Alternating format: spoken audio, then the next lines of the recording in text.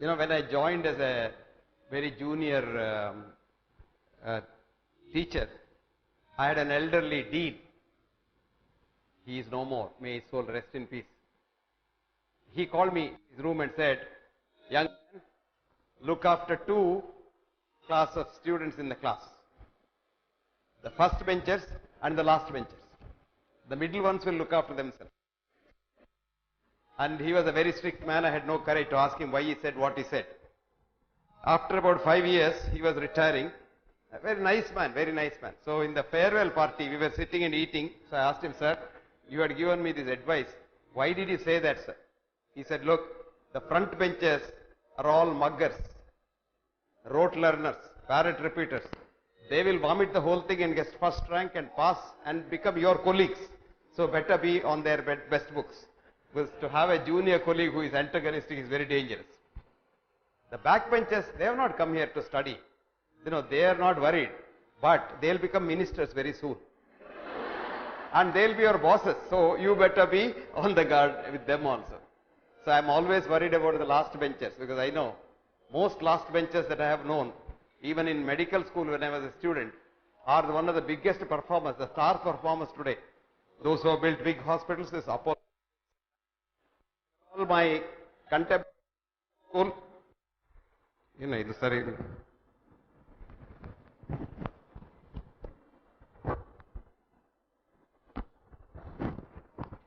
Contemporary medical school, and they took very, very experienced doctors they were. They took a long time to, get into the profession. What's your name?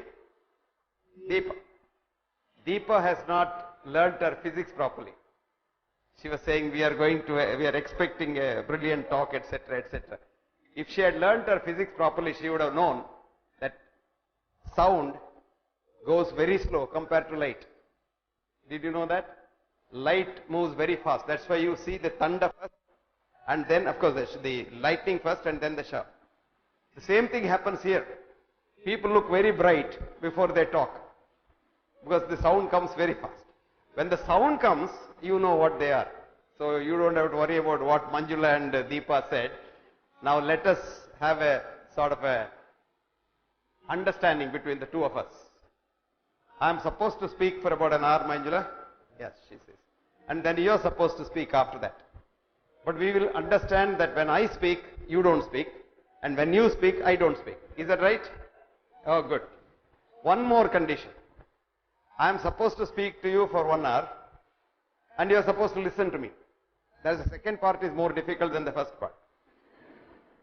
If any one of you has finished his or her duty of listening to me before I seem to have finished my duty, all that you do is one hand up and I will finish. Is that understood? Now don't speak between yourselves, because that will disturb my concentration. I must get the feedback from you, then only I can go on. And this talk is not structured talk that I have come here and I want to vomit the whole thing out. No. It can be 5 minutes, 50 minutes, 500 minutes, 5 days. Same talk. Okay? Agreed? Okay. Now when once you agree, if you don't follow that, I will go to the court. Okay. Now, mental health day. Why a separate day for mental health? Heart health day, lung health day, Father's Day, Mother's Day. Do you know why this happens? We have not understood it. Each one of these days is a business venture. Now, for example, I'll give you an example. Heart Day. Was it recent? What day was there? Where people are made to run. Who sponsors this run? The drug companies, the instrument companies, and hospitals. You think they are so good that they have come and philanthropic idea of helping people, that they money fund it? No, no, no. It is a very good business investment. All of you, let us say now run from here to Dharmasthala. Do you know what happens? Quite a few of you who don't have exercise tolerance will become breathless. If you have exercise tolerance, supposing you have been running every day, nothing happens to you.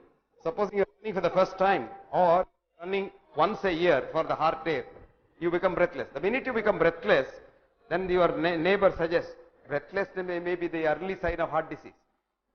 So there is already a bunting. For heart day, special checkup at concessional rate of 1,500 rupees. Now that 1,500 rupees is what you deposit. What happens? First thing they do is they take what is called an ECG. Have you heard of the ECG or the EKG as the Americans call it? You think, oh, the doctor is very wise. He looks at it and says, oh, it's normal, absolutely regular sinus rhythm. Both the doctor is wrong and you are also taken for a ride. Because this is only an artifact. Every human cell, how many cells are there in the body? Any biology students here? Anybody wants to answer, raise the hand. And no answer can be wrong. They are not nearly correct, but they can be, they are not wrong. Every answer is a new thought. 10 cells, 15 cells? No? Millions? Billions? Trillions? Oh, good. All of you are right.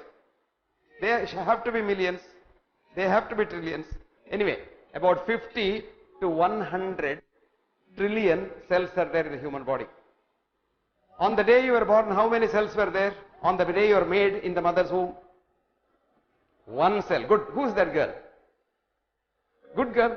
Stand up. What is that cell called? Zygote. That girl she must get the first rank.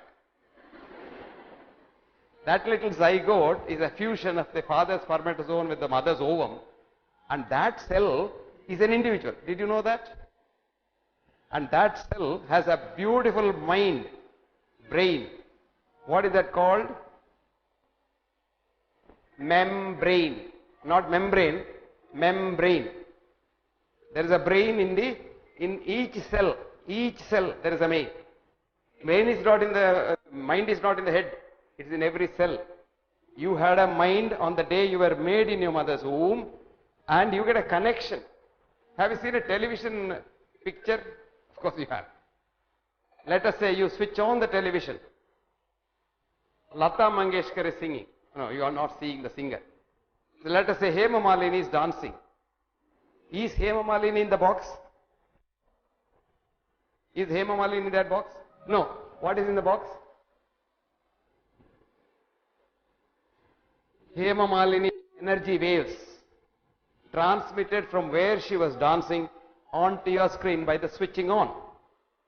So there is a energy which runs this world. Sister will call it as God. An atheist will call it as, anybody can call it as anything. But I would like to tell you that energy runs this world. Very interesting. Now there are a lot of atheists here. They'll say, what is this chap talking? He doesn't know. Because psychologists in the West don't believe in God. But Indian psychologists do believe in God, because years ago, the Indian Psychiatry Association passed a resolution saying that this godless psychology of the West, what is that? Freudian psychology. Have you heard of Freudian psychology? You haven't read my article, Freud was a fraud. Did you read that? No. Go to the internet and read the article called Freud was a fraud. Oedipus complex. Have you heard of Oedipus complex? Oh, good. You're all postgraduates, so you must have read that. But you didn't know that Freud was a fraud, did you? No. Now anyway, that cannot be done. So they said, we will have the God wherever he is or wherever she is, whichever gender he or she is. And we will not bother him.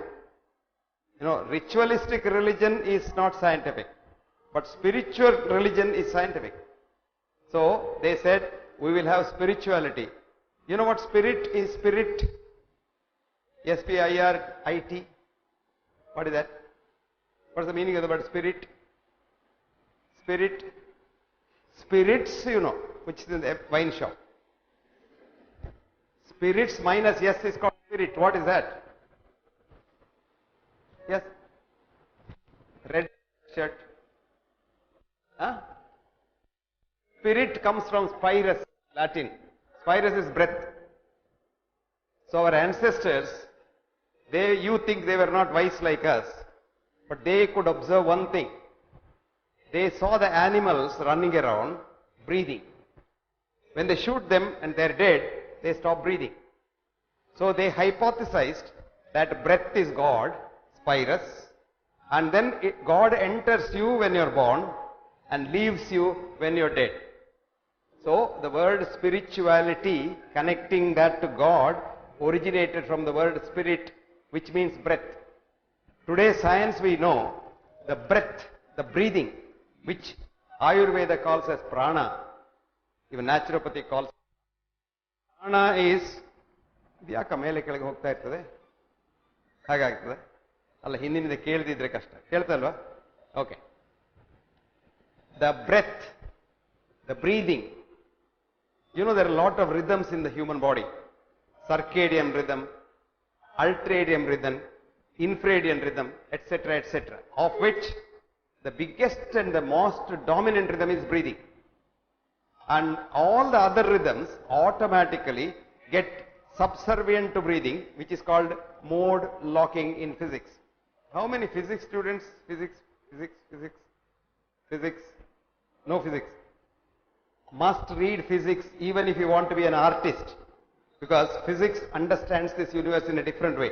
Not the conventional physics you are taught in school, the real physics. What you are taught in school and college is the old, ancient, what is called particle physics. And our teachers don't want to change it because they are notes which we have to be rewritten. That's the problem with them. Particle, conventional physics, solid physics died in 1925 when a student in the class in Zurich Polytechnic, 1925, a student in the class, like this girl who knew zygote, and who was the teacher? Albert Einstein, which according to your textbooks is the greatest brain in the world, is a physicist, he is this, that. He's not a physicist, he is a clerk in the patent office. But anyway, he is being made as a god. You know, history is a very peculiar thing. What is history? History is what the historian writes. You want to sell somebody today, you can sell them as anybody. You want to decry the same person, you can decry with anybody you like. But it only requires who is writing the textbook. You must see Indian history. If you see the history, there is only one man in India, that is Jawaharlal Nehru. The history, present history. But if you write the real history, there is only one man who was against India, that was Jawaharlal Nehru. That is, this is the two sides of it. A very good lawyer like Jethmalani, you give him a biodata, he will present him in such a way that he should be given the path. But if you give the same thing and tell him, I want to win this case, he will picture him like a demon, he has to be sent to the gallows. Same data. That is why statistics is called, what's it called? Science without sense. There's a nice book. This is written by a professor of statistics in Washington State University. His name is Stephen Milloy. Stephen. S-T-E-V-E-N, not Stephen. You know, Stephen is also pronounced as Stephen, but it's Stephen Milloy, M-I-L-L-O-Y. And the book's name is Science Without Sense. It's published by Cato Institute, C-A-T-O Institute, Washington. If you write to them and say you are a department of psychology and you're a college, they'll send the book free. Because their Cato Institute is for good of mankind. They're not for making money. Very interesting, statistics. You can do anything with statistics, this way or that way. And there are various ways you can fool people in statistics and science. What is that? One is called Texas sharpshooters. You know what it means? You and I don't know how to shoot, so we are given a pistol and given a board. Shoot at there's a point where you have to shoot. And our hands are shaking, so we shoot all over the place. So what the statisticians do is, they go very close to that and see where a few shots have come together. They put a circle there and say, this is the target. I'll give you an example. There was a man called Ansel Keys. Ansel Keys was given $100,000 to study the relationship between fat and heart disease in various countries. So Ansel Keys started studying. 22 countries he studied. Then put the XY graph. Fat here, heart disease here. And the graphs are all over the place. So no relation at all.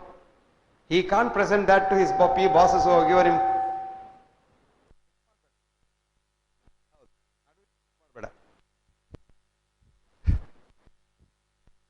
This disturbs my concentration.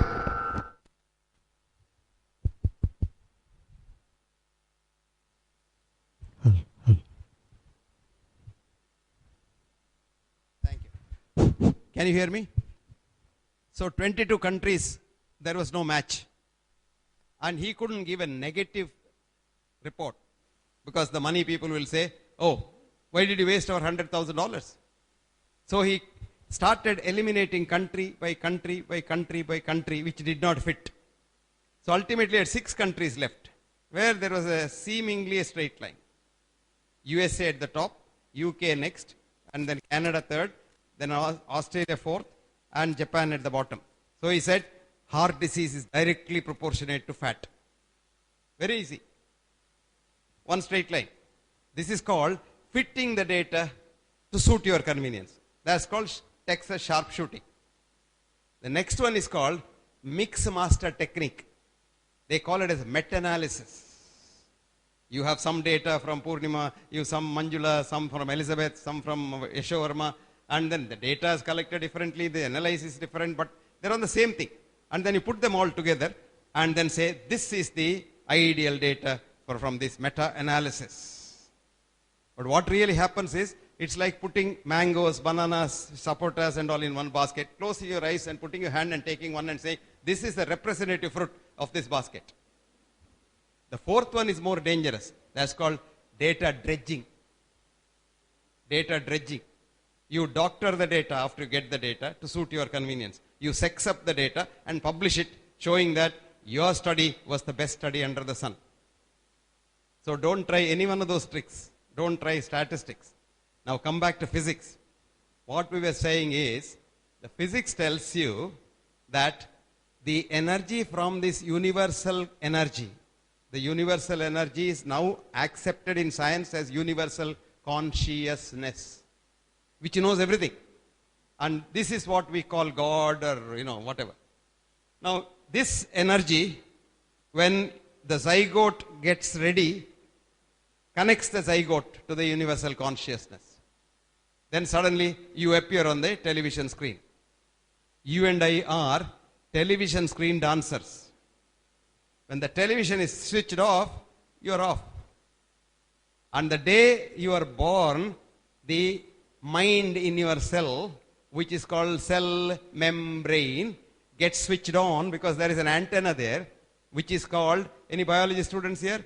Integral membrane protein, IMP. The integral membrane protein has an antenna. So it connects to that and the cell gets energized, and the cell now knows all about this universe, posteriori and priori. Because it's a universal consciousness, a part of it, which is called individual consciousness. Which means, me, Yashovarma, Manjula, Elizabeth, we are all one. And no one can teach anyone anything he or she already does not know. But only thing is, you don't know that you know. You are in the dark. So what is a teacher? Teacher's job is to bring that out in you. That is why it is called education. In the olden days, education meant educe. E-D-U-C-E means deliver. Educe is delivering. How do you deliver? What does the midwife do? Stands by the side of a pregnant mother in pain, coaxing her, cajoling her, sympathizing with her, empathizing with her. But who delivers? The mother. But in the class, who delivers? The teacher. That is the wrong type of education. In the class also, the teacher's job is coax, cajole, sympathize, encourage, empathize with the student and make the student learn. So a good student is one, a good teacher is one who makes the student want to learn. I jokingly say every teacher is a menu in the restaurant. You go to the restaurant, look at the menu, and the menu says chicken, gashi, or what is it? There's, I was one day in a 5-star hotel in Bombay and I was seeing that Kori Aja Dina. I said, what is this? Kori Aja Dina. It says dry chicken made in the South Kerala way with the garnished with the coconut. Kori Aja Dina in Tulu, which became Kori Aja Dina, and some 500 rupees. So when you look at that that I'm a vegetarian, but otherwise I would have said, aha, this must be very good, let me order that. So teacher must be so good that the student must say, I must learn this. And one day I must be like her. So the teacher should not all the time say, I know everything, you know nothing. There are a lot of teachers who say, hey, you are good, no good. Dadda. There's nobody called Dadda. Everybody is equally brilliant, but the day you are made in the mother's womb, you get the same universal consciousness that comes to you. If there is a student who is Badda, you are also Badda. That's all the difference. But the difference is, you must be able to make him and convert him to a good student. That is your job. So that's besides the point. Now come back to our physics. So the universal consciousness is your mind, which is called individual consciousness. Now this is very interesting because in the year 1905, actually 1910, 3 physicists came to India to get wisdom. Charles Leadbeater, Babington, and Annie Besant. You all probably have heard of Annie Besant because she stayed on.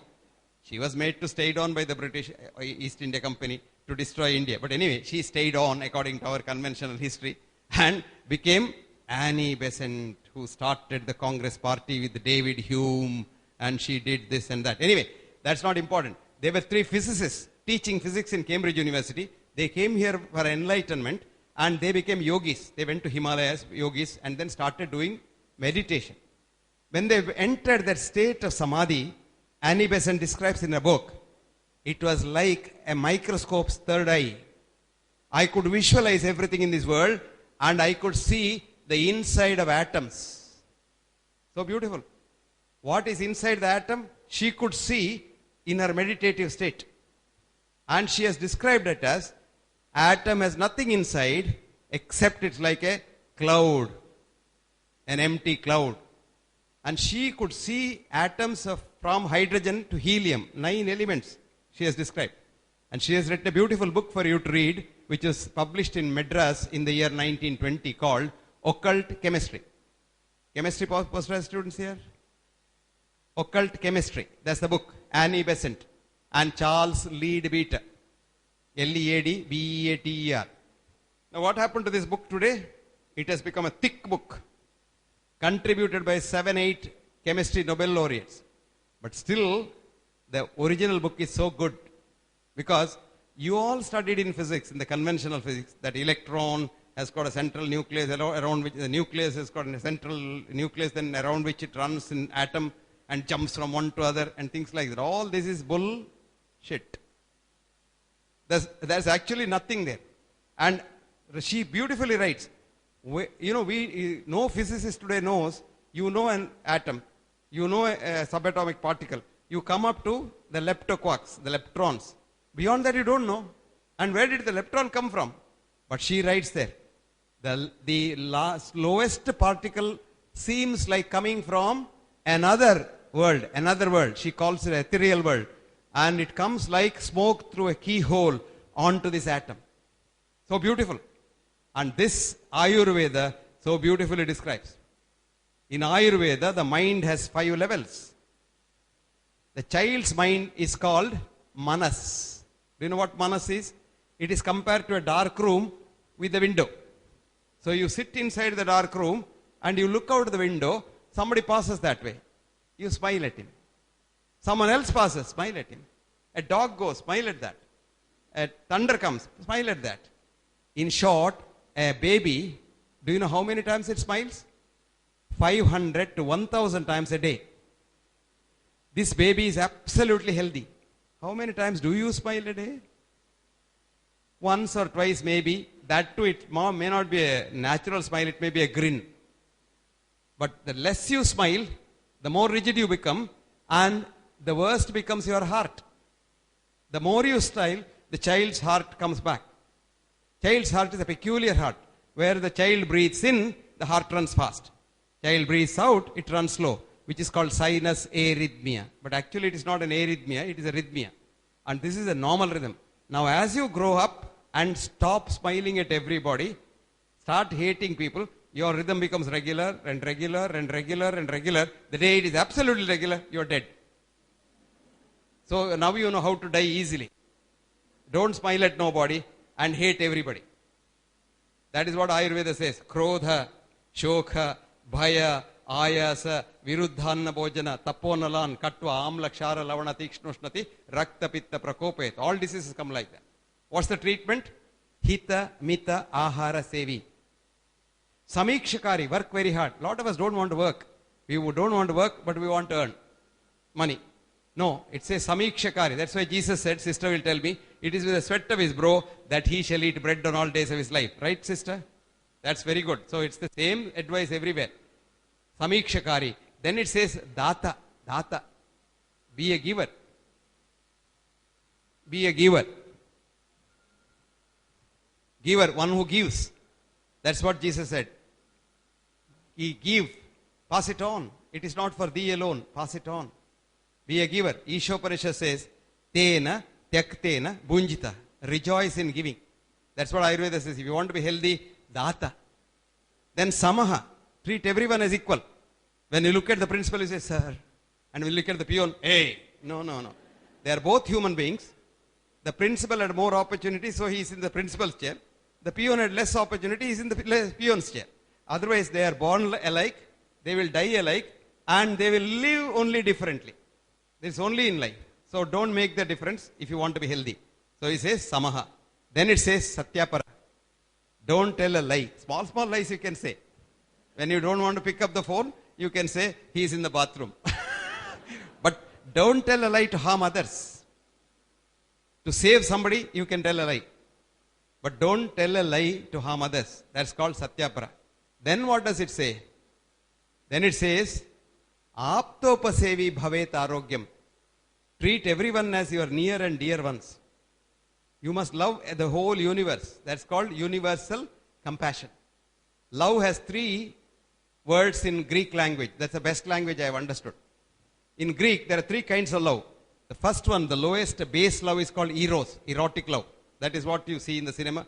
Boy running after the girl around a tree. And when she comes this side of the tree, she has red sari. When she goes that side, she has a green sari and things like that. So she runs. That's called eros. Then you have philosophy, phil, sophia. Phil is affinity. That's the second word in Greek. Affinity. You are very close. Phil, sophia. Love, wisdom. Sophia is wisdom. Phil is love. So philosophy is loving wisdom. But the last word is the most important. That's very important. That's really called agapi. A-G-A-P-I. Agapi, agapo means universal compassion, which Shankara called as vinayam. Vinayam. Vinaya. The real meaning of compassion is vinaya. Vinaya is not just saying hello sir like that. No, no. Vinaya is real compassion. Vinayam apanayam, O Vishnu, he said. Shankara in his Shatpadi says. So the real meaning of compassion is agapi.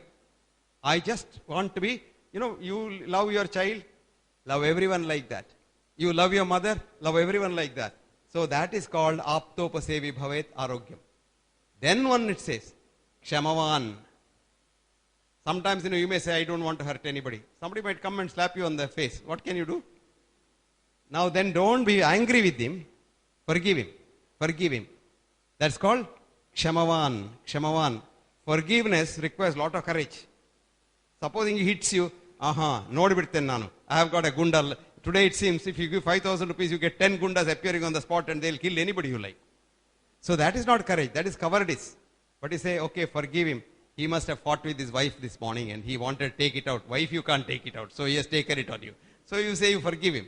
That's why I say, don't hate nobody because good people love you. Bad people will give you an experience. Worst people will probably make you realize world is not very good and things like that. But nobody is bad. That's why the man said, there is so much good in the worst of us and so much bad in the best of us that none of us can criticize any of us. So everybody is good, everybody is good. And if you take it that way, life will be easier for you. So this is what the physics of life is all about. And this is what the physics of life tells you where the mind is. So that is the mind of a child called Manas. You understand that? Child loves everybody. Now you send the child to school. Alexis Carrel, a Nobel laureate, wrote a book called Man the Unknown, in which there is a sentence. He says, beautifully he says, see, now we all think that going to school is the best thing, isn't it? Anybody has any doubt? Going to school is the best thing. But do you know what Alexis Carrel says? Every newborn child is a genius. I am quoting. This girl said, quote, unquote, not at the end. You say quote, then say that, and then say unquote, full stop. Okay? Next time. Now, what do you say? It's very interesting. Every newborn child is a genius, only to be converted into an idiot in school. Put on those fans, because that boy is feeling very warm. He is fanning himself. Switch on those fans. Some of the fans are not running. It's very warm for him. He is very uncomfortable there. Every newborn child is a genius, only to be converted into an idiot in school. This is true. Rabindranath Tagore went to school. First class. Very difficult. Second class, he failed. So he came and told his father, who was a very intelligent man, a lawyer and a very rich man. He could do anything. He could even ask Yashovarma to give him a seat in SDM college. He didn't do that. The boy comes and says, Dad, I don't want to go to school. Do you know what his father said? Okay, if you don't want to go to school, don't go to school. He didn't go to school. Rabindranath Tagore did not go to school. Did you get that? Right. But how did he get a Nobel Prize in 1913? He wrote in Bengali a poem called Geetanjali. It was so good that people said, see, if you had gone to school and studied English, he could have written it in English and it would have been a great thing. He said, to learn English, do I have to go to school? He taught himself English in 2 years. And 1911, he wrote the Geetanjali de novo in English. And this poem came out, nobody recognized, because who knows Rabindranath Tagore somewhere in Bengal? World was only England, the British Empire. But one English poet, he was an Irishman, William Bentinck Yeats, Y-E-A-T-S, not Keats, they're 100 years difference. Yeats was reading this poem. And Yeats had got a Nobel Prize that year, that was 1911, for English poetry. And Yeats read this and said, my God, look at this poem. It's about 100 times better than mine. And I have got Nobel Prize and nobody knows this man. So those days there was no email, no phone. So he wrote a letter to Tagore saying that, Mr. Tagore, please give this poem to me. I will write a foreword for that and publish it in England. Tagore said, do what you like. So 1912, Yeats publishes Tagore's Geetanjali in England. 1913, Tagore gets the Nobel Prize for English literature, English poetry. A man who did not go to school gets the prize for English poetry. Can you believe that? So, you send the child to school. Manas of the child now gets fed with ideas. See, this is called buddhi. Second level of mind is called buddhi. What is buddhi? This is cow, that is dog, this is man, that is this thing. The child so far thought everything is same, loved everyone. So now, buddhi is past experience which is taught in school. That's okay. Even there the child probably smiles at the dog and the cat and the tiger and man also. Then you get into another stage, which is called chitta. You read something, a lot of people read a lot. Morning till evening they read, but nothing gets in. They keep on reading and say, I've read this book, I've read that book. And this ideas come in, and then you get yourself, aham, me. That aham concept comes in, me concept. And that is a level of chitta. So, manas, buddhi, chitta. At the chitta level, you get yourself into it. Now, in the manas, B.M. Hegde is passing there, child smiles. It goes to school and the teacher has said, anybody who is a mundu and a shirt, he is a man. So, it says, B.M. Hegde smiles. Doesn't matter. But when it comes, aham comes, I don't like that rascal. You see, this is the problem. The problem for mankind starts at the level of chitta. That is why Patanjali said, chitta, vritti, nirodha, yogaha. So if you can make the mind tranquil, you become a yogi. Yoga is not kusti that you see on the television. No. Yoga is simply trying to make your mind universally compassionate and mind tranquil without vritti or undulations. And you must always try to stop that. That is called yoga stage. There is another Shastra called Viveka. Some of you might have heard about Viveka Chudamani. If you read Viveka Chudamani, it tells you that you don't have to worry about anybody. You can always say, okay, I don't like B.M. Hegde. So what? Let him be B.M. Hegde. Let him do what he likes. I will do what I like. Why should I worry about B.M. Hegde? That's one level. But in Indian concept, the mind of a child in Ayurveda, you can go one step further up, where the level is called Purusha. So now the first level is Manas, second level is Buddhi, third level is Chitta, fourth level is Purusha. At Purusha level, you say, okay, B.M. Hegde is going there, I don't like him, but I don't want to talk to him, let him go to hell. That's Purusha level. You're okay, you're better than the Chitta level. But if you really want to be happy, you have to go another step of mind, which is called Ishvara. Ishvara doesn't mean God. Ishvara in Sanskrit means one who is one with all the things. One who can treat triumph and disaster just the same. And at that level, you are called Ishvara. So the 5 levels of mind described in Ayurveda are so beautiful, which tells you how you can, by real training, become at any level of the mind. So even if you go to school, you don't necessarily have to be an idiot if you have Viveka. So elevate your mind. It's a beautiful concept which you don't have in the Western say mind only. Jokingly, some old man asked, where is the mind? The other man said, never mind. And someone said, what is matter? No matter. No, today we know where the mind is. Mind is in every cell of every organ. Recently, one of my friends, Magdi Yaqub, did a heart transplant. He removed the heart of a young boy who had an accident and put it to a patient who was dying of a heart failure. Man recovered. Of course, it's not as easy as that. A lot of drugs you have to take every day. He recovered. But one thing happened.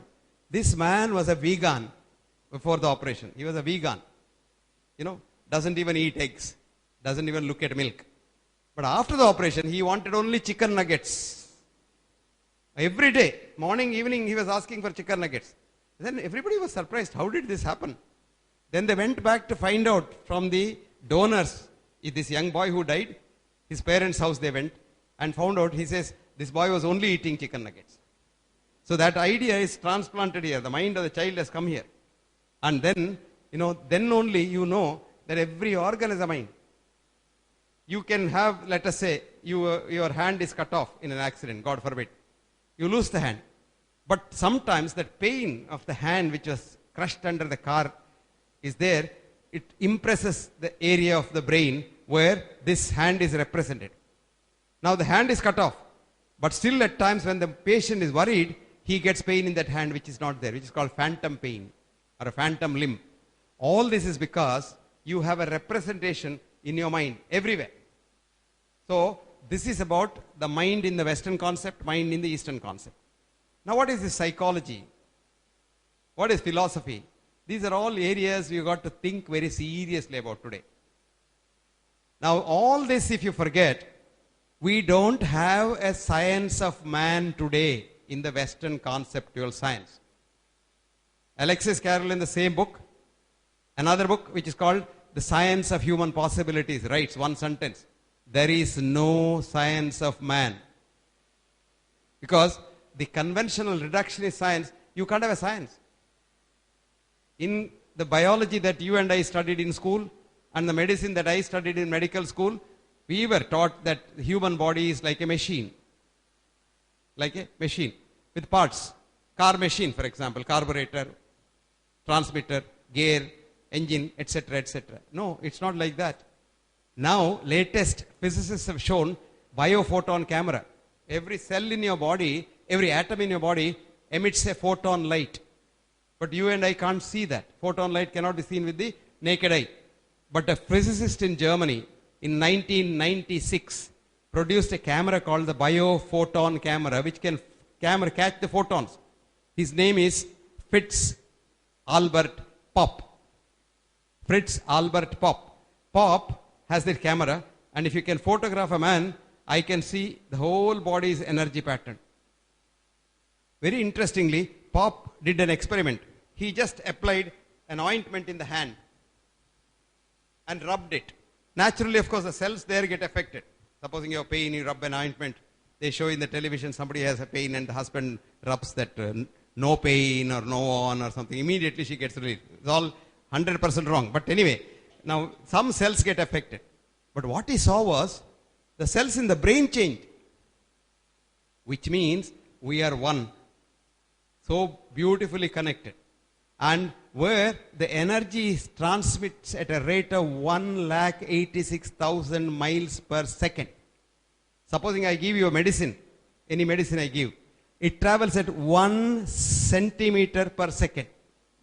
That means you take the medicine, it has to go to the stomach, then it has to go to the intestine, get absorbed, and then maybe day after tomorrow it will start working. But of course, many of you get relief immediately. This is known now. That's called the placebo effect.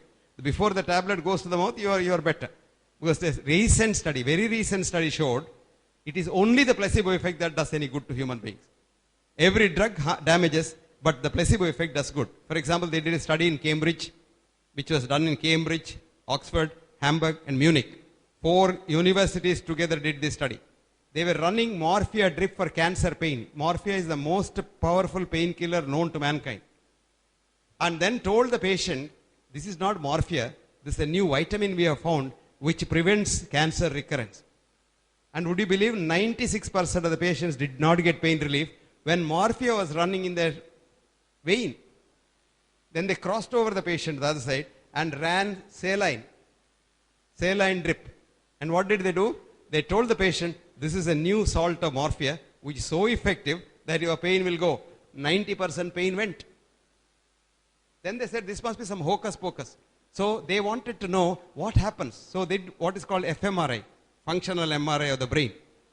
And when they told the patient, this is not morphia, the brain was sleeping.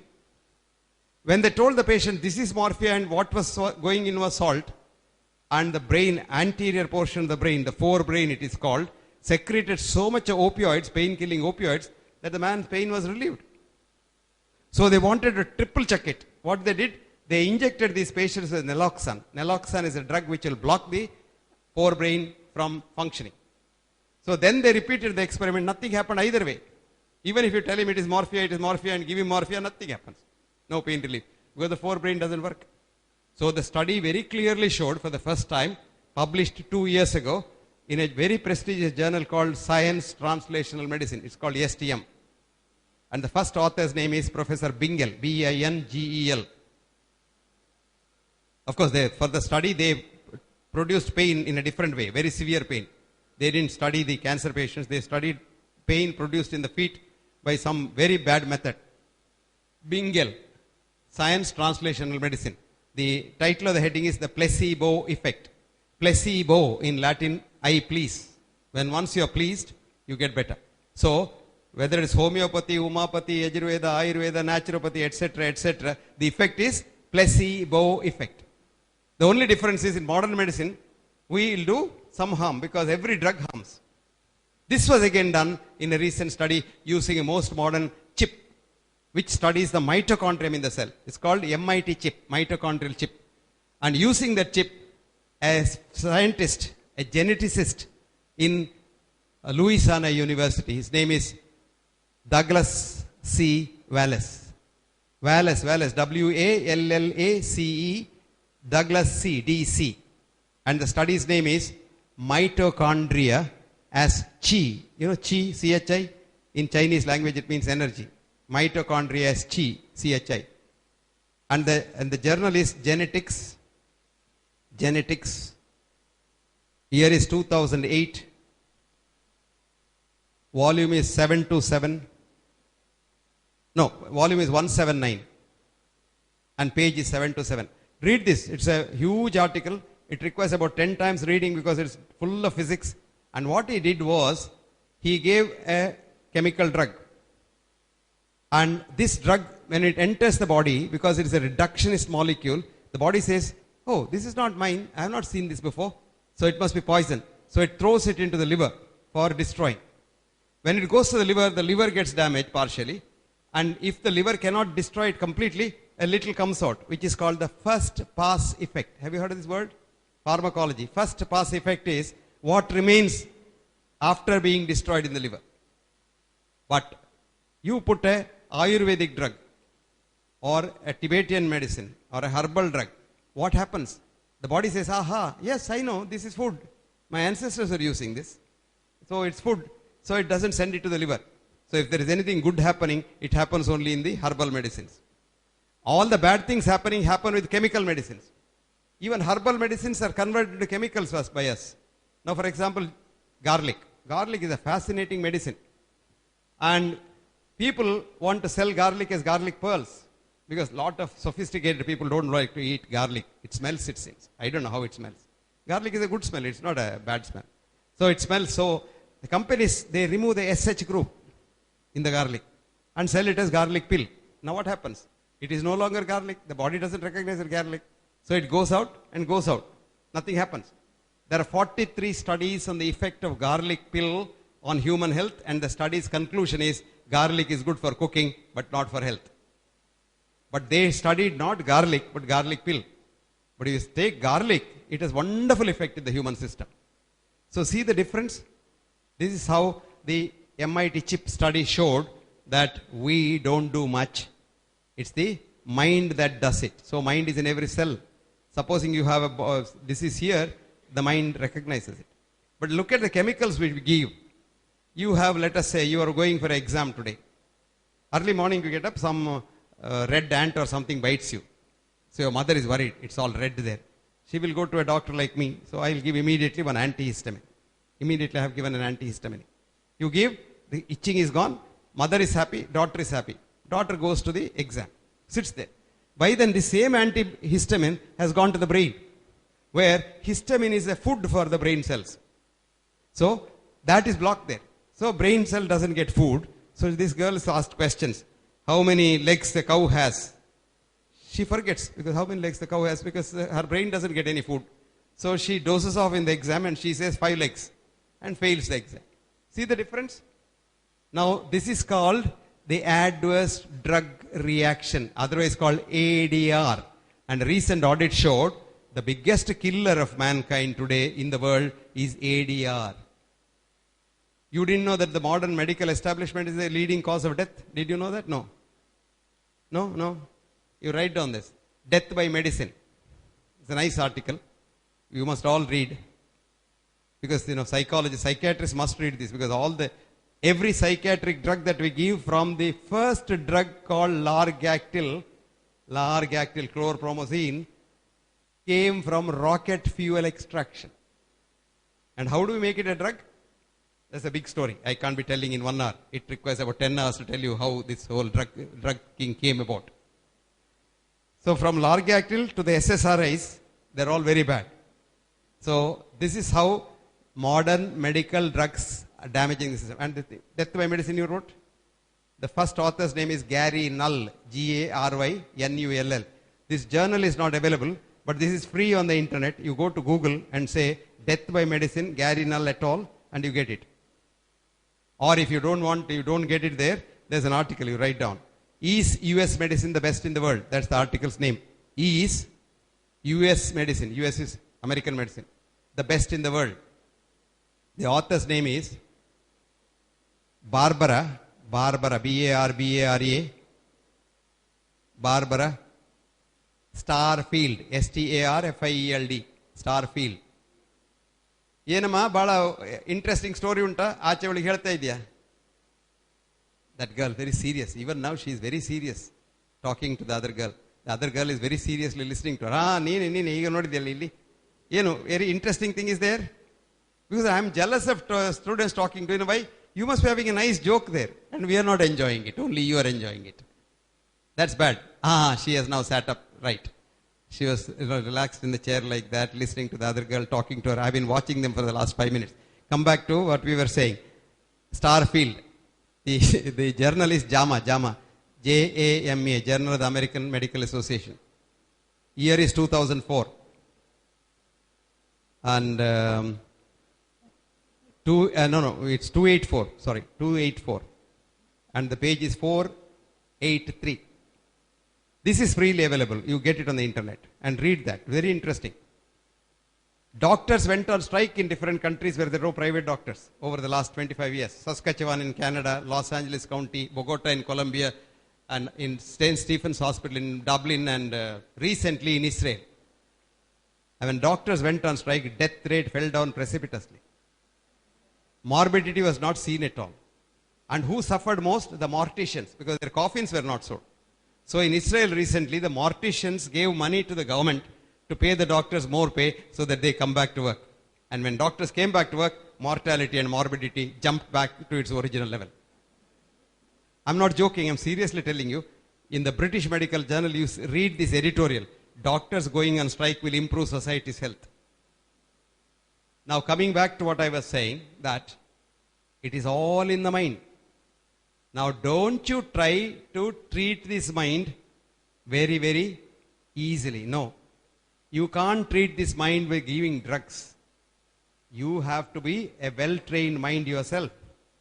And you have to be able to match that mind's frequency and try to shrink it. It's a head shrinkers. So you make them all right. And I'm sure a good clinical psychologist can treat 99% of the psychological illnesses, barring the violent ones, like, maniacs. There you talk to them, they'll kill you or they'll kill the other person. So they require some taming. That is why you require some chemicals once in a blue moon. But other chemicals destroy you completely. So you become a zombie. And today you see a lot of this diagnosis of Alzheimer's, which was never there in the past. Alzheimer's is much less in India as compared to the West. And Alzheimer's is so common in the West because by the age of 30 in America, every human being is on 2 chemical drugs at least.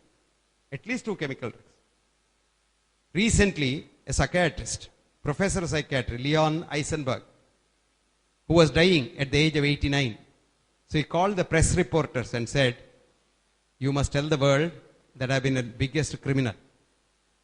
I was a subservient to a chemical company, drug company, which manufactured a drug called Ritalin.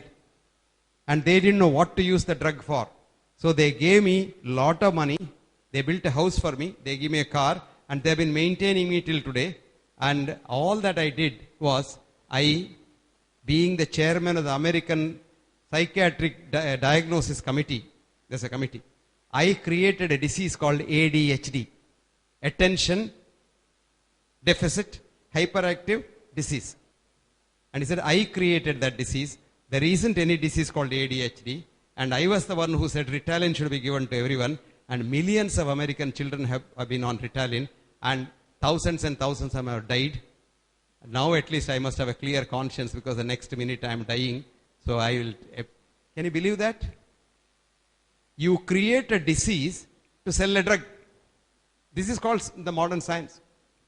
So that is why now we have changed that science into a new science called science of holism, which I call as the new science of man. If any one of you is interested, there's a TED talk of mine on the internet. You go to Google and say B.M. Hegde, New Science of Man. Yes, it's called TED Talk. And you get that. It's 18 minutes old. They permit you 18 minutes. But my book on the new science of man has come out. The new science simply says, health is not absence of disease. Health is enthusiasm to work. Enthusiasm to work. And enthusiasm to be compassionate. Our friend Freud had written years ago, health is work and sex. That fellow was sex, everything revolving around sex. No. Health is enthusiasm to work. Morning you get up and ask yourself, do I want to go to college today? If the answer is yes, you are healthy. Don't have to go to a doctor. Then second thing is, do I have to be compassionate to somebody? If the answer is no, you better see either Elizabeth or Manjula. If you say, yes, I have to be compassionate, you're very healthy, don't see nobody. So Ayurveda also says the same thing. When you are healthy, don't go to the doctor. How do you know you are healthy? Ayurveda says, Samadoshaha, Samagnischa, Samadhathu, Malakriya, Prasannatma Indriya Manaha Swastaithya Vidiyate. You get up in the morning, you shit well, eat well, drink well, sleep well, and you don't hate nobody, you are healthy. The most important thing is, don't hate nobody. Read my article called Grudgitis. You know grudgitis? Appendicitis you heard of. Tonsillitis you heard of. Grudgitis. You hate somebody And that is the grudge you carry. And hatred is the biggest load on your back. Don't you ever carry hatred. Because life is too short. There's no time for hatred.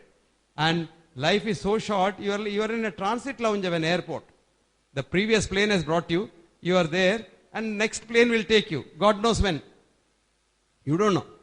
And you are not certain of anything because the modern physics, now I come back to what I said and left it at the middle.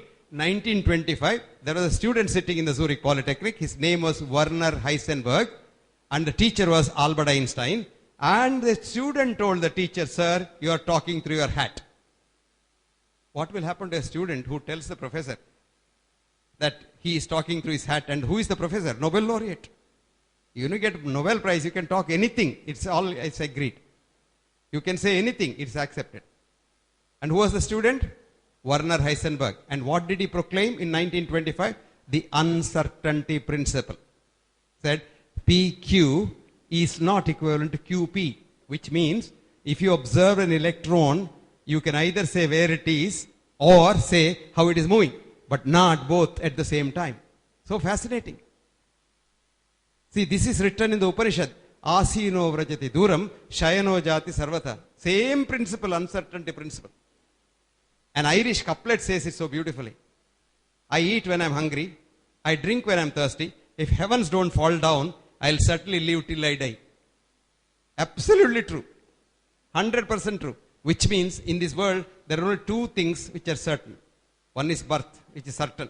Other death. Nobody knows when he's going to die, but people will have to die.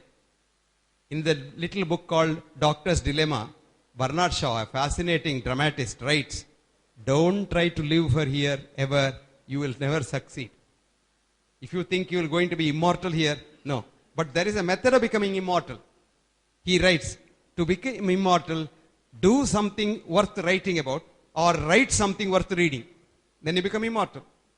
How do we know Bernard Shaw is dead and gone long back? He wrote something worth reading. Or you do something worth writing about. By both ways you become immortal. But your physical body, that Hema Malini dancing there, the energy that you got on the day you are made, when the switch off, Hema Malini is gone. She is not in the box. You and I are in the box, television box. And as long as the switch is not off, we are dancing, doing all kinds of things. Harming others and hating others and creating a war, cheating others. We cheat. Left, right and center we cheat people. All that in the fond hope that you will live here forever and take everything with you. See, Alexander, when he died, he made 4 important declarations. A, his dead body must be carried by doctors. Why? Because even great Alexander could not be saved by the doctors. So they are useless fellows. So they let them carry the dead body. Then he said all the germs must be strewn on the path to the crematorium. People said, why? Because people should know all this I carried by killing so many people, destroying so many countries, and I couldn't take it, so I'll throw it away. Third very important thing is, he wanted his coffin to have 2 holes through which his hands could be put out. And people thought he is mad. No, he said, no, please tell the world that even the great Alexander went there with empty hands. And the last one is, he said, all those who are my ministers and others should go in front. Why? Because they were the ones who never advised me not to do what I did. What happens to kings is, a king who is surrounded by only sycophants. Supposing Yasho Verma is the principal and he has a coterie of people who say, whatever he does, yes sir, you are right sir, you are right sir. He will never be a good principal. Somebody must tell him, you are wrong sir, because we are all fallible. Somewhere we make a mistake. And when somebody says, you are wrong sir, and he is proved right, he must be credited for that. Now Alexander, nobody told him, you are wrong. Because nobody dare say that. If you say that, your head will be cut off. So that such kingdoms will not last. So the real mind is a tranquil mind. And this tranquil mind comes not by any external force, but by internal understanding of the whole. So my dear friends, all human ills, did I say all? Including common cold, originates in the human mind. There is nothing called a mind and a body. Today we know E is equal to M, which is in physics it's called a duality. There's no difference. Physics says Matter does not exist, it's only energy. So E is equal to M. And this was discovered by a Nobel laureate, double Nobel laureate, called Hans Peter Dewar. And Hans has written an article for you to read, which is called, you can read in the internet, Matter is not made out of matter. Matter is not made out of matter. And that is what he calls as a duality. But he himself admits in that article that I have understood it only from the Indian concept of Advaita. A German, a Christian, writes that I learned this aspect of physics from the Indian Advaita, where Sat, Tat, this and that are same. And he quotes in his lectures, you can see in the internet, he quotes the Upanishadic saying that what energy is and matter is. He says, Bahir antascha bhutanam. It is inside and outside of everything. Charam acharamevacha. Energy is all the vibration. You are a vibration, I am a vibration, but we all look solid. That is what's called Maya. Charam acharamevacha. It's moving but looks non-mobile. Then sukshmavate tavijnayam. It is so subtle that nobody can see. And so beautiful. Nobody has seen an electron to date. You can't see an electron. How do I see you? Because a few photons in your body hit my retina, then I recognize you. But if one photon leaves an electron and hits you, the electron changes to something else. So you can't see an electron. But still you say, oh, if I don't see, it doesn't exist. Have you seen God? You have not seen God. So God doesn't exist. Have you been able to measure something? No? Then it's not science. Because Marie Curie said, science is measurement, measurement is science. Right? Have you got a thought? Did you have a thought when you came here that you must go here? It's not scientific. So don't think in future. It's not scientific. That's why the present Western science teaches us not to think. That's why they want to stuff only known stuff into your head and nothing moves. Karl Popper, one of the greatest thinkers of our time, in the 50s, he reigned the London School of Economics as a professor of science philosophy for 20 years. Karl wrote a book, beautiful book, in which says, knowledge advances not by repeating known things, but by refuting false dogmas. So there are a lot of dogmas in the field of science, and if you refute them and demolish them, you take knowledge forwards. So the new knowledge is, human mind is human body is human mind, human body is an illusion of the human mind, and diseases are not in the body but in the mind. I'll tell you for common cold. Study was done on common cold. Common cold was 10 times more common in people who have frustration, some social frustration. So this is how it is very important, because common cold viruses are there in your nose and my nose every day. When your immune system guard goes down, it catches you. And the immune system guard goes down when the mind has got all these problems. Krodha, anger. Anger and danger are one word apart, one letter apart, D. You add D to anger, it becomes danger. So it's very close to each other, and frustration is very, very bad. So you must have contentment. Contentment is not wanting more, but needing less. That's all. Contentment is very simple. Supposing I have one shirt, I should be happy I have one shirt at least. If I look down, there are a lot of people without a shirt.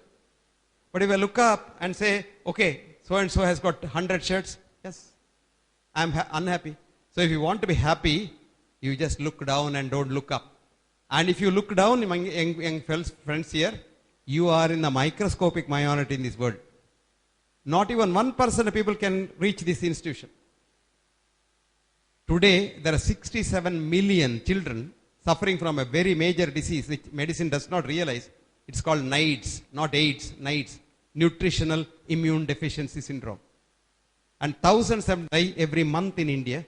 We don't have money to feed them, but we have money to send somebody to the moon. Going to the moon is reductionist science, and it doesn't reach the moon. And even if you reach the moon, you can't get anything there. And you can't for another several hundred years live in the moon, because there is no atmosphere there. But why do we go to the moon? Because going to the moon is $100,000 lakh, which means the scientists get a lot of money, they build big buildings, the politicians suck up half of the money, then the babus suck up another money. So they want this grant giving, CV thickening, paper writing science. A study showed in India, 97% of the papers in science published in the prestigious journals are either fraud or useless. You understand that? And we say, every paper must be, you must write a paper. Now everybody must be a PhD these days. Without PhD, you won't get an assistant professor. And I interview professors' jobs and assistant professors' jobs in many universities. I sit there. The other day, we needed 6 PhDs for an assistant professor's post. 93 people applied. 93. And we sat there for days on end and could get only 2 people because only 2 knew something about what they were supposed to teach. I asked a PhD candidate. I said, "You're a PhD?" "Yes." Everybody is a PhD now. PhD is sold like, every university has got PhDs. And somebody said, 250 PhD students and all. And what is this? It's like selling idlis. So I told him, "What do you write for PhD?" "Thesis, sir." I said, "What is thesis?" "Thesis, sir. Thesis, you write knowledge and write and write." I said, "Okay, all right. But what is the meaning of the word thesis?" Doesn't know. He has got a PhD. He has come for an assistant professor's post in a prestigious IIT, and he doesn't know what thesis is. Now, this is our education today. Simply mug up. If you ask him a formula, he'll write it. But if you ask him what is thesis, he doesn't know. Isn't that interesting? Any students, what is the meaning of the word thesis?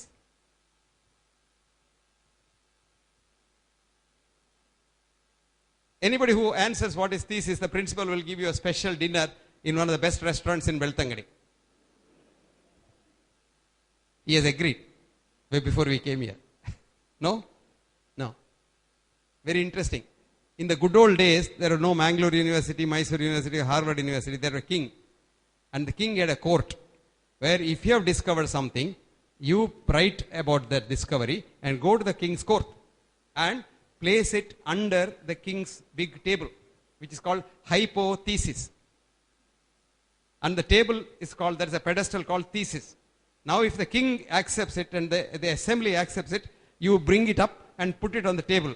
That means you got your PhD degree. That is called thesis. Did you understand that? This is very interesting. We don't understand to study. A recent study in Harvard University rote learning, that what you and I do. Have you studied anatomy? There are so many branches for the facial artery. So for that, you can't remember the branches. So you learn a mnemonics. Sister Lucy's powdered face attracts many a temporary idiot. Then every first letter is one artery. This is how we learn. No, we must understand the subject. And when you understand the subject, it will never leave you. Rote learning will leave you within a few weeks, if not a month or 2. That is why we are all very bright just on the time of the examination. And when the results come, you are back to the square one. ಒಂದು ಗಂಟೆ ಆಯ್ತಾ ಮಂಜುಳ? ಆಗಿದ? ಹೆಚ್ಚಾಯ್ತಲ್ವಾ? ಸಾರಿ. ಬೇಡ ಅಲ್ಲ, ಗಂಟೆ ಎಷ್ಟಾಯ್ತು ಹೇಳು? 1 ಗಂಟೆ ಆಯ್ತು. 1 ಗಂಟೆ ಆಯ್ತು ಮಕ್ಕಳೇ. ಪ್ರಶ್ನೆ ಕೇಳ್ಬೋದು. ಪ್ರಶ್ನೆಗೆ ಉತ್ತರ ಗ್ಯಾರಂಟಿ ಇಲ್ಲ. ಪ್ರಶ್ನೆ ಕೇಳೋದಕ್ಕೆ ತೊಂದರೆ ಇಲ್ಲ. No answers are not guaranteed. But questions you can ask, because Socrates used to do that. I am only here ordained by God to ask questions, not to give the answers.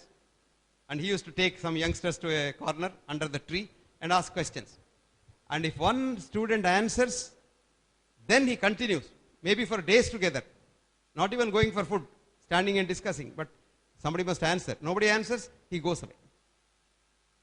And whenever somebody answers, if the answer is very bright like that zygote girl, he will say, "You will be a genius." One day there was a boy under the tree. His name was Theaetetus. Theaetetus answered something very bright. And then Socrates said, "You are going to be a mathematical genius." And after Ramanujam, the only mathematical genius in the world is Theaetetus. There's a book on Theaetetus. You read that. So beautiful. Which only shows how you can spot that spark in people. And the teacher's job is to light that spark, polish it. Have you heard this? There's a nice saying in the Upanishad. Dagdam, punarapi punaha, kanchanam kantavarnam. You give your gold to the goldsmith. Dagdam, he hits it, beats it, heats it, beats it. Kanchanam kantavarnam, gold becomes shiny. So, heat it, beat it, and get the best out of you and give you a shining. May God bless all of you. Manjuna Swami bless all of you. And let us have a nice thing. I think it's a good department of psychology because I know two of them are brilliant people. This girl, Elizabeth, I know from the day she was a very young girl who joined us in the Kasturba Medical College. And this Manjula, I am told by the principal, is a very bright girl.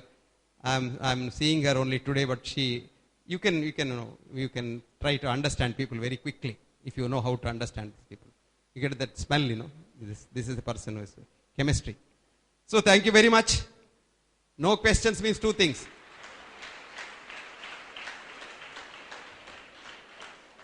No questions means two things. The lecture has been so bad that it went above your head, under your head, by the side, but not into the head. The other thing is that you are so lazy that you didn't bother to. You are not here nearly mentally, but you are here only physically. That disproves physics because matter is energy. Thank you.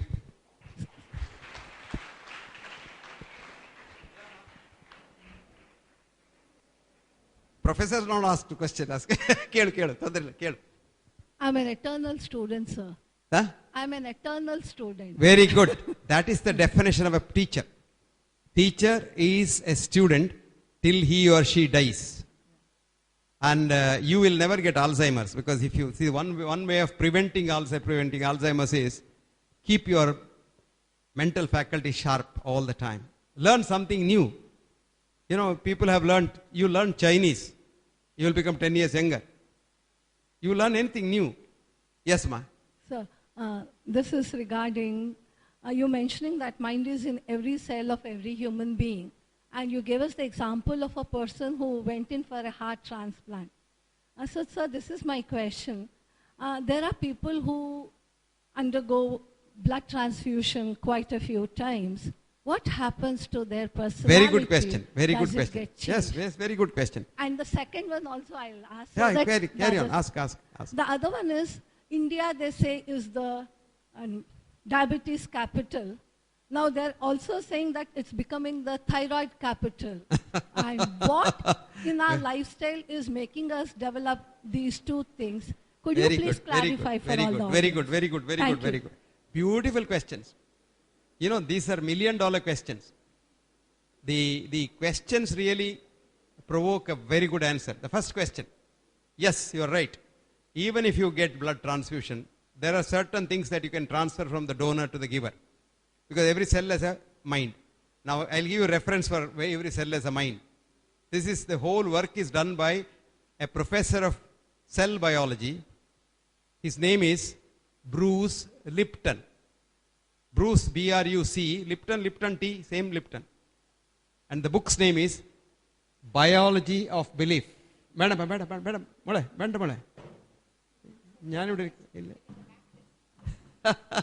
This girl is so considerate. What did he say? Bruce Lipton. And the book's name is Biology of Belief. Biology of Belief. Bruce, very interesting. Bruce did another study which refers to students. Bruce was teaching. He was in the Wisconsin Medical School, but he wanted some money because an American professor is not paid very much. And he had a wife who was, so bad that she left him, and he had no children, but still he needed some money. So he wanted some money. He moved to West Indies to a new medical college with a higher pay. There he found the students were not the mugging lot that you get in the American schools. And they were not very good students. So what he said was, he looked at the students and said, we will do a change in this class.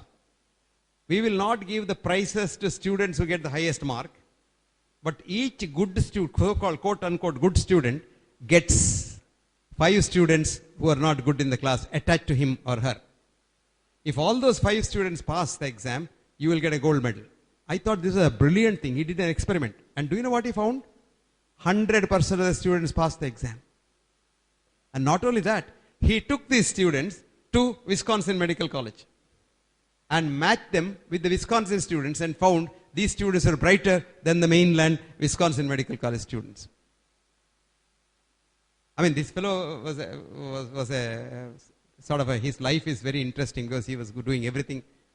He even tried to be a film actor. He tried to be a dramatist. He tried to be everything, not successful. Ultimately, when he wrote this book, he had enlightenment. Up until he saw, he was studying a cell under the electron microscope. And it's so interesting that the cell in a live media, it was transforming itself every hour, every day. This fellow did not go out of the room for 5 days even for food. He got some sandwich there and he was pissing there and shitting there only, never went out. Watching the cell, watching the cell, watching the cell. And when one day he saw the cell getting energized suddenly. You know, when the cell gets that antenna and that energized, he was lost. He was an atheist. He did not believe in anything called God, anything called superhuman. He thought everything happens in science. 2 plus 2 is 4. He never realized, he never understood Werner Heisenberg. Because for 30 long years, Werner Heisenberg was condemned. If you tell your professor you are wrong, what will happen to you? You become an outstanding student. You know, becomes out. And he was an outstanding physicist for 30 years, till this ass called Einstein died in 1955. And 1956, Werner Heisenberg gets the gold medal, the Nobel Prize, the only Nobel Prize in physics which is given to truth. All other Nobel Prizes have been proved wrong. So, Werner Heisenberg's uncertainty principle, this Bruce did not know. Because in a medical college, we don't learn science. We learn simply some statistics. Medical science in modern medicine is statistical science. It's not science. Now, coming back to our Manjula's question. That day he got energized. And then he said, oh my God, there's something. And today he has become a preacher. Bruce Lipton goes around the world preaching people. And this book is a beautiful book called Biology of Belief. Now to give credence to that book, there was this young girl in the NIH. You know NIH? Have you heard of NIH? You heard? Yes, ma. Spectacle girl who said like this. Because in India, this doesn't mean, what does it mean? I don't know. Yes or no? You said, Helama. Beautiful. See, that girl is good. NIH is National Institute of Health, which is one of those highest bodies of rubbish reductionist research in America. And it was headed by a man called Saul Snyder. Saul Snyder was a great man in the conventional sense of the word.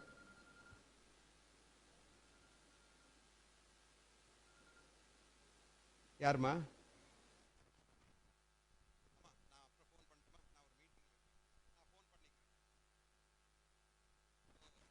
Saul Snyder was an arrogant man, and his aim was to get the Nobel Prize. He had a postdoc, a girl, young girl, called Candace Pert. Candace, C-A-N-D-A-C-E, Pert, P-E-R-T. Candace was asked to do some work on some receptors in a cell. So she was doing working day and night, and then, but she was given about $100,000. She spent all that, but didn't get this. What is called the receptor outside the brain. The neuroreceptors outside the brain. Till then we thought brain was the only mind. So Candace had almost come to a level where she was about to get it. Then Snyder calls her and says, Candace, stop the work. I have no money. You take something else and go with some other professor and work. But Candace said, sir, I'm almost there. I am in Ujjire. Dharmasala is just a couple of miles away. He says, I couldn't care less. Don't worry. But what does this girl do?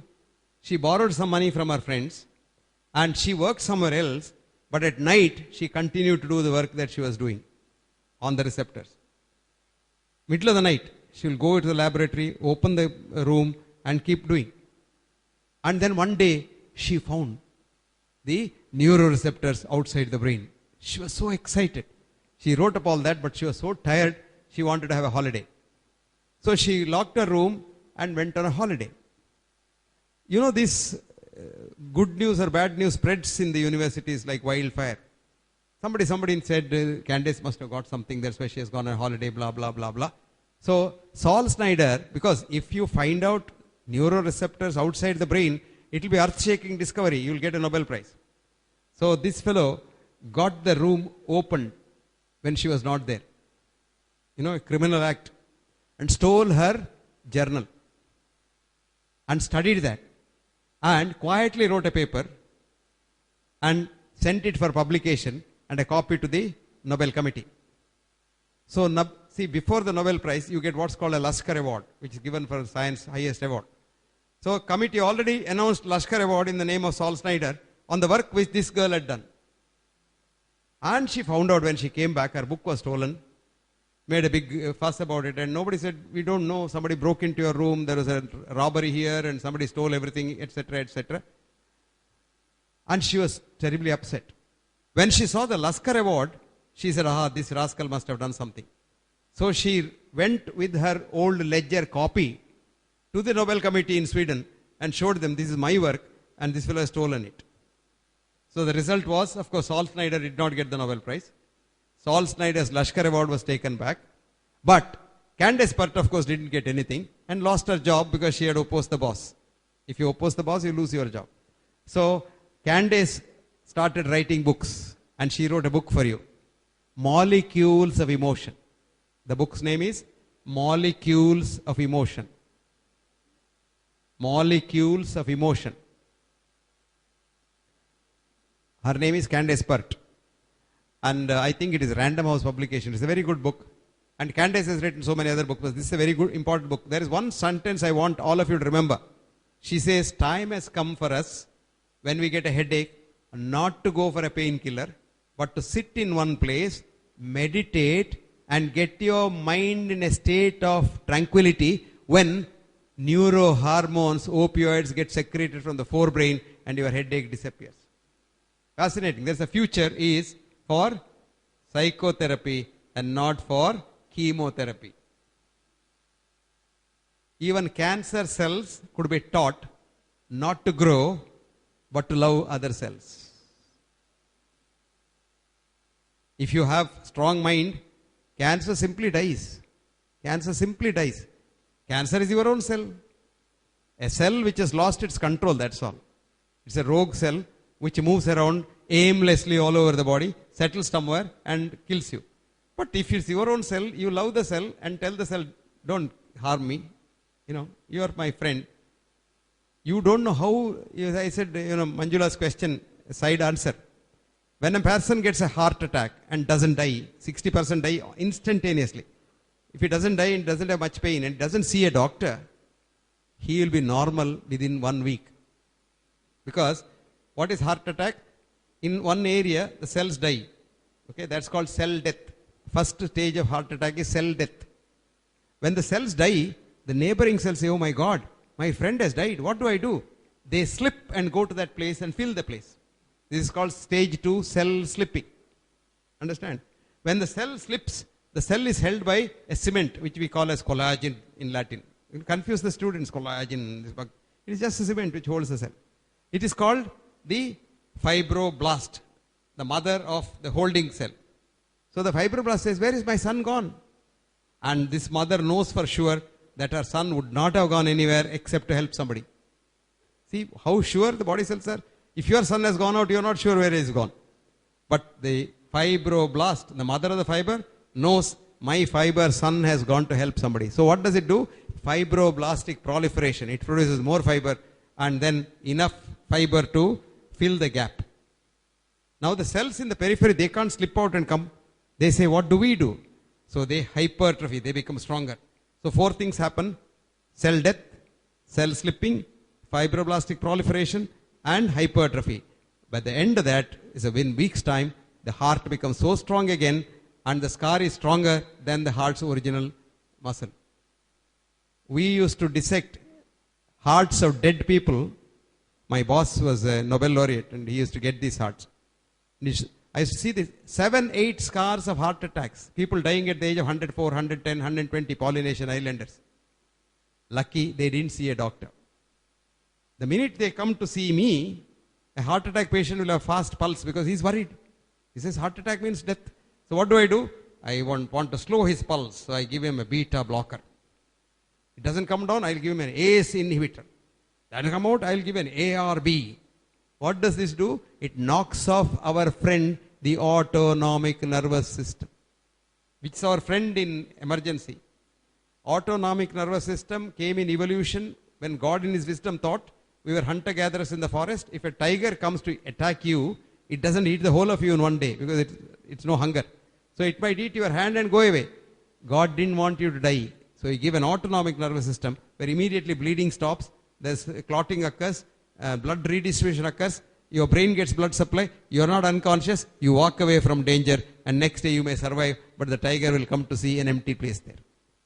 Now this is knocked off by modern medical drugs. So if the patient survives in spite of doctors, he is a lucky man. But he doesn't get a strong scar. He will get an aneurysm afterwards, he will get a ventricular septal defect, it has to be operated. So it's all a good business for us. Today there is a study which shows American hospital owners want surgeons to do more mistake, because more mistake means patient comes back again, you do more surgery, collect more money. So it's very nice. So that is how. Did I answer your first question right now? Was there a second question? What's the second question? Very good, very good. This is called disease mongering. Write down. This is called disease mongering. You as psychologists must know, if I frighten you, all your secretions come up. When I frighten you, supposing you are in a room, I just suddenly jump up like that, you get, jerk. And at that time you secrete a lot of adrenaline. When you secrete adrenaline, what happens? You chemistry students here, adrenaline first goes to the liver because it's a hormone of emergency. So it wants you more strength at that time, because when you see a tiger, you want to run away. So adrenaline comes out, it goes to the liver, and in the liver there are gunny bags of sugar, which are called glycogen. That is the mother of glucose. So it goes to the liver and releases glucose, which is called neoglucogenesis. All Latin, simply means nothing. Neo is new, gluco is glucose, genesis is birth. So new glucose is born. So all that you have to do is, you put a bunting.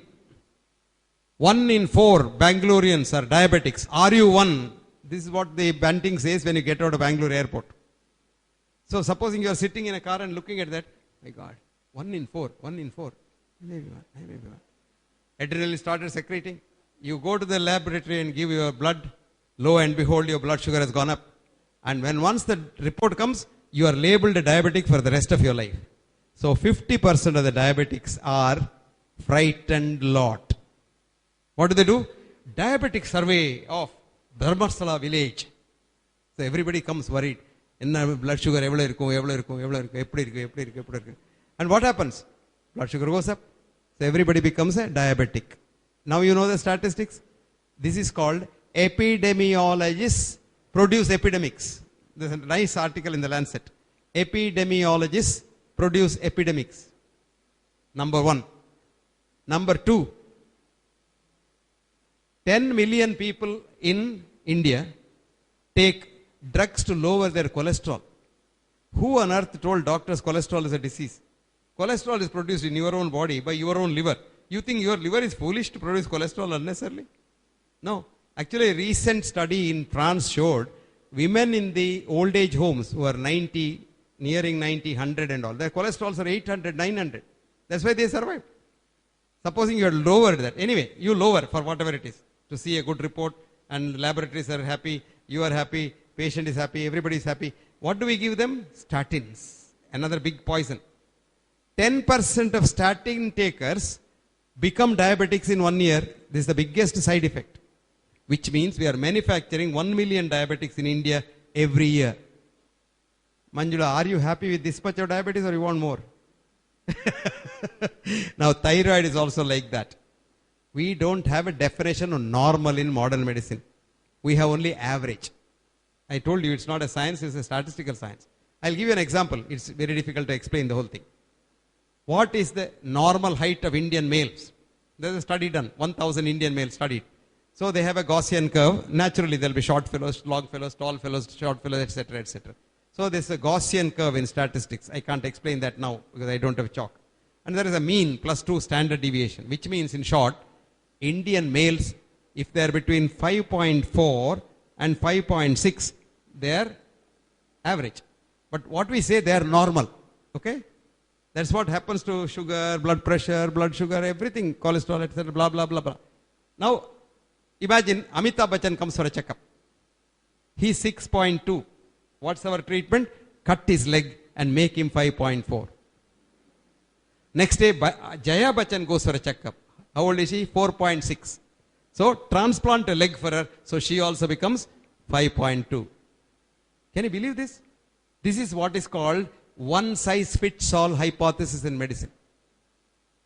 So, Manjula, all that you are talking is epidemiologists producing epidemics.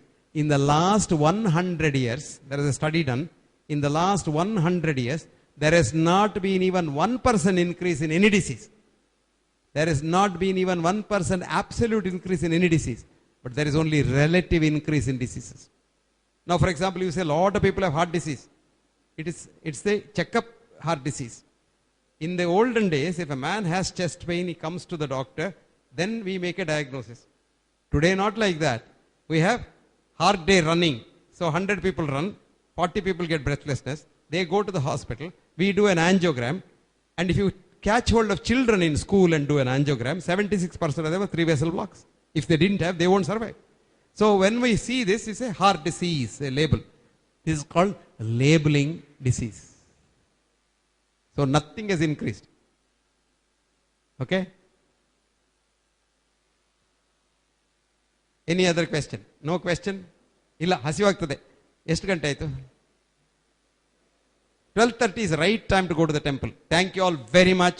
God bless you. And thank you, Manjula.